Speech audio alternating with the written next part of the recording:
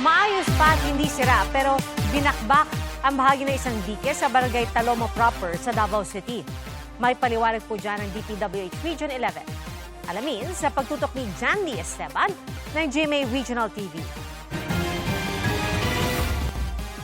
Nagtaka at nabahala ang mga taga-barangay Talomo proper Davao City na makitang binakbak ang bahagi ng dike sa kanilang lugar, Huwebes ng gabi. Kita rin ang mga pulis na nakadeploy sa lugar. Pila na ka baha ng agya na sir ba? Wagi na naguba. Pero nagihan lang nila, wala naguba na noon. Di ay problema mua, ang mua lang makita ba kung nabas lay permit. Nasao nila mga tao nga maigo nila kay ilang sulti sa mua. Kutob daw gilid sa dike. Igo jud na tanan nya kana usahon mo ng mga tao karon na diha. Unang iniutos ni Department of Public Works and Highway Secretary Vince Dizon na pataasin ang dike matapos mag-inspeksyon doon noong Hulyo 29. Paliwanag naman ng DPWH Region 11, kinailangang gibain ang dike para lagyan ng gabion wall.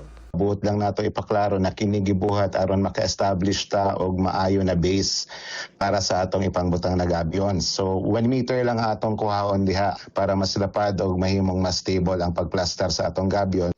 Bukod daw sa paglalagay ng mga gabion, magsasagawa rin sila ng dredging sa ilog upang palalimin ang daluyan ng tubig para maiwasan ang panganib ng pagbaha. Mula sa GMA Regional TV, Jandy Esteban.